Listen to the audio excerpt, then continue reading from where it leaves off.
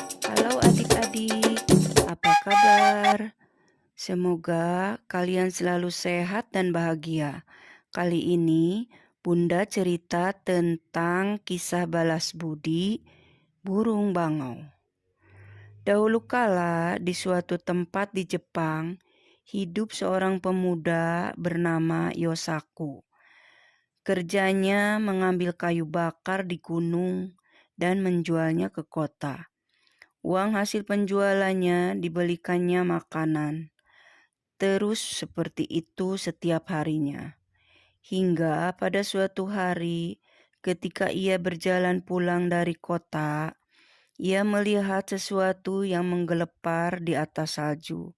Setelah didekatinya, ternyata seekor burung bangau yang terjerat di perangkap sedang meronta-ronta. Yosaku segera melepaskan perangkap itu. Bangau itu sangat gembira. Ia berputar-putar di atas kepala Yosaku beberapa kali sebelum terbang ke angkasa. Karena cuaca yang sangat dingin, sesampainya di rumah, Yosaku segera menyalakan tungku api dan menyiapkan makan malam. Saat itu terdengar suara ketukan pintu di luar rumah. Ketika pintu dibuka, tampak seorang gadis yang cantik sedang berdiri di depan pintu.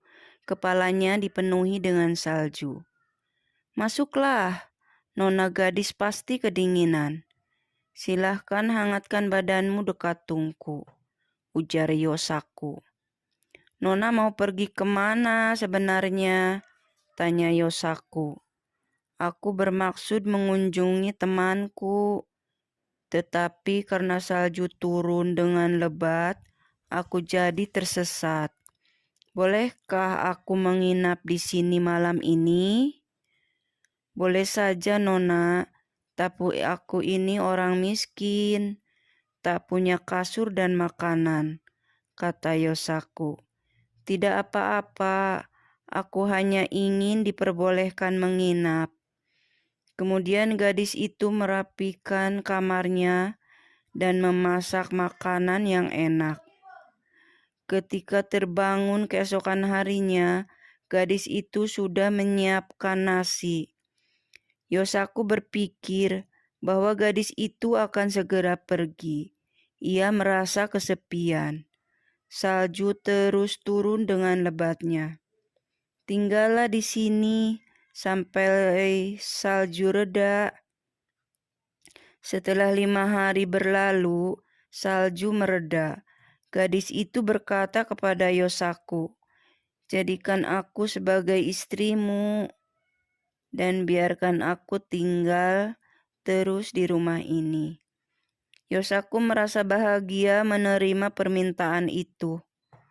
"Mulai hari ini, panggillah aku Otsuru," ujar si gadis. Setelah menjadi istri Yosaku, Otsuru mengerjakan pekerjaan rumah dengan sungguh-sungguh.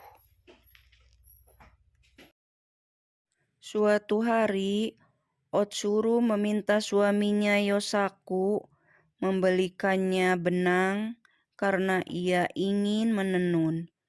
Otsuru mulai menenun. Ia berpesan kepada suaminya agar jangan sekali-kali mengintip ke dalam penyekat tempat Otsuru menenun. Setelah 3 hari berturut-turut menenun tanpa makan dan minum, akhirnya Otsuru keluar. Kain tenunannya sudah selesai. "Ini tenunan Aya Nishiki. Kalau dibawa ke kota pasti akan terjual dengan harga mahal." Yosaku sangat senang karena kain tenunannya dibeli orang dengan harga yang cukup mahal. Sebelum pulang, ia membeli bermacam-macam barang untuk dibawa pulang. "Berkat kamu, aku mendapatkan uang sebanyak ini. Terima kasih istriku."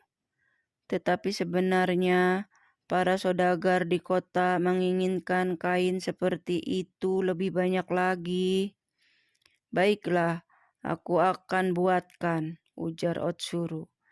Kain itu selesai pada hari keempat setelah Otsuru menenun. Tetapi tampak Otsuru tidak sehat dan tubuhnya menjadi kurus. Otsuru meminta suaminya untuk tidak memintanya menenun lagi. Di kota, sang saudagar meminta dibuatkan kain satu lagi untuk kimono Tuan Putri. Jika tidak, maka Yosaku akan dipenggal lehernya. Hal itu diceritakan Yosaku pada istrinya. Baiklah, akan kubuatkan lagi, tetapi hanya satu helai ya, kata Otsuru. Karena cemas dengan kondisi istrinya yang makin lemah dan kurus setiap habis menenun, Yosaku berkeinginan melihat ke dalam ruangan tenun.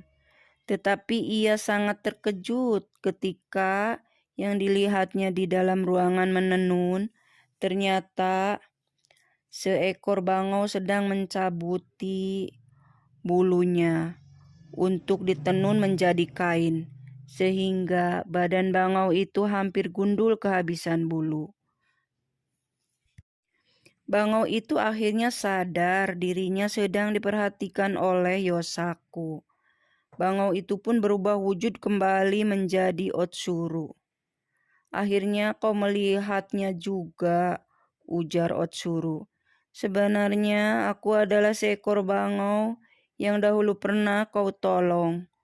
Untuk membalas budi, aku berubah wujud menjadi manusia dan melakukan hal ini, ujar Otsuru. Berarti sudah saatnya aku berpisah denganmu, lanjut Otsuru. Maafkan aku mohon jangan pergi, kata Yosaku. Otsuru akhirnya berubah kembali menjadi seekor bangau. Kemudian ia segera mengepakkan sayapnya, terbang keluar dari rumah ke angkasa. Akhirnya, tinggallah Yosaku sendiri yang menyesali perbuatannya. Demikian adik-adik, semoga terhibur.